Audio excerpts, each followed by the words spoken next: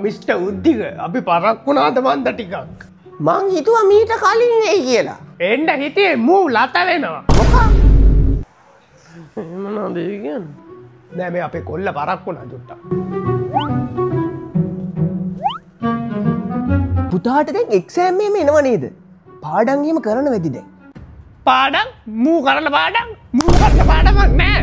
මූ කරන්නේ දවසම කාමරේ ඇස්තර ඉංගගෙන රැප් අහලා ඉන්න හරකෙක් ඔය. නිකන් දවස් වලට යාළුවොත් එක්ක ක්‍රිකට් ගහලා රෝන්දි ගහලා ඉන්නවා. දැන් නේ උඹට. ඒකට අපේ කොල්ලා ගේමයි දවසම කරන්නේ පාඩම් කරන එක. කෙල්ලෝ යාළුවෝ නම් ටිකක් ආශ්‍රය කරනවා. කොල්ලෝ යාළුවෝ නම් ආශ්‍රයක් නෑ වැඩිය. ඉන්නේ අර කසුන් කොල්ලා තමා. ඔය දැනුත් කසුන් කොල්ලා ගෙදර ගිහලා එන ගමන් කියලා මට කෝල් එකක් දුන්නා. අංකල් ටොයිලට් එක කොහෙද තියෙන්නේ? ඉතින් ගිහලා ඔබට හැරෙන්න.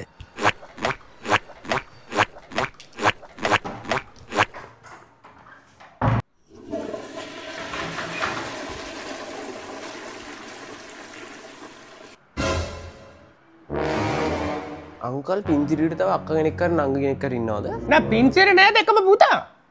මේ උද්දෙකට ඉන්නේ ඉතින් එක කොල්ලයිනේ. ඈ? එතකොට මේ කාමරේ ගෝනික්කොත් ඉන්නවා. ඒක මෙය අපේ කොල්ලගේ කාමරේනේ.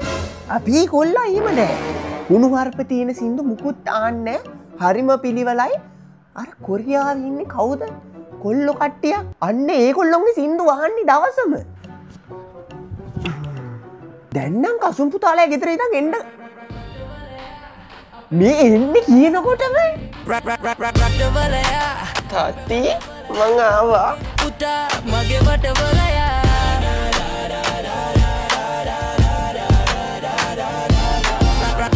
දැන් පුතා ඕ ඉවරලා රට යනවා කියලා කිව්ව නේද?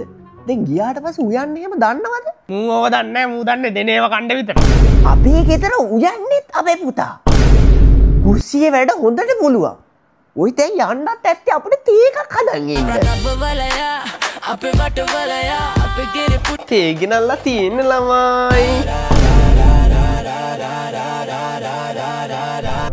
අනේ ගන්නයිලා එතනෝ.